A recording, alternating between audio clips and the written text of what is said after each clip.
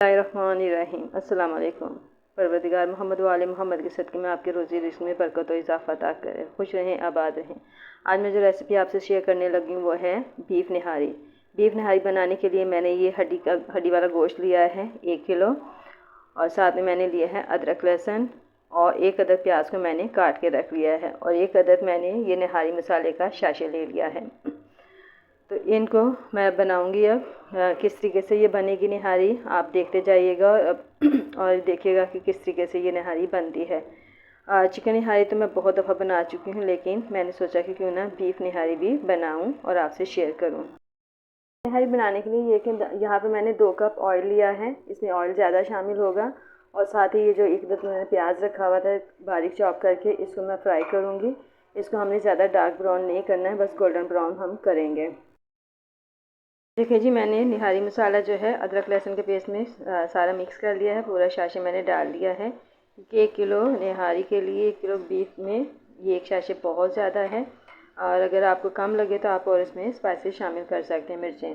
ये पूरे गोश्त के ऊपर मैं इसको डाल दूँगी और इसको थोड़ा मिक्स कर लूँगी, ताकि इसमें अदरक लहसुन का जो फ्लेवर है वो भी शामिल हो जाए। तो इसको अच्छे तरीके से आप गोश्त को मिक्स कर लीजिएगा।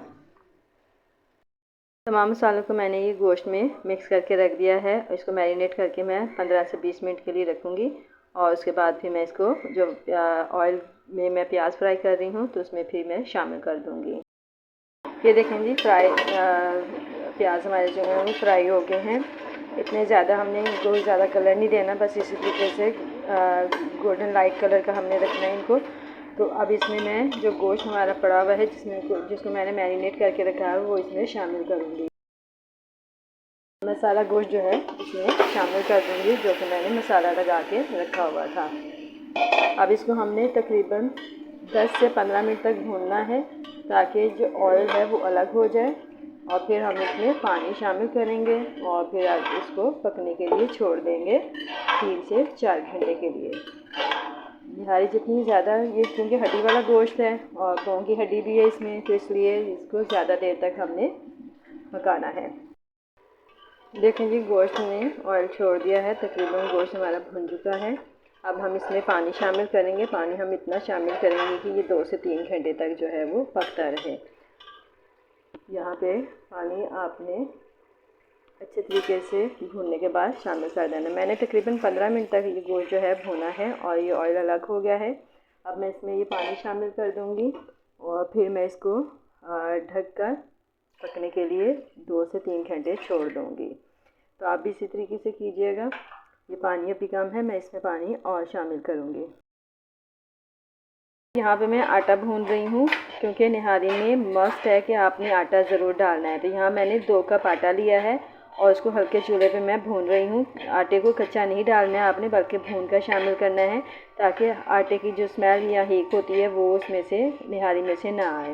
निहारी हमारी तैयार हो चुकी है, सालन।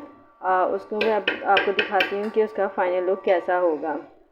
जी, निहारी जो है हमारे सालन जो है तैयार हो चुका है, और अब इसमें मैं आटा जो कि मैंने भून के रखा है उसका मैंने एक बैटर सा बना लिया है, वो अब इसमें मैं शामिल करूँगी। आटा शामिल करें, थोड़ा थोड़ा करके डालें, साथ में चम्मच भी चलाते रहें। ज़्यादा अगर आपने गाढ़ा रखना है तो गाढ़ा रख लें, अगर आपने थोड़ा पतला रखना है तो आप आटा कम डालें। इतना थिक हमने रख लिया ही, बस इतना ही बहुत सही है। इससे ज़्यादा थिक जो है ना अच्छा नहीं लगेगा।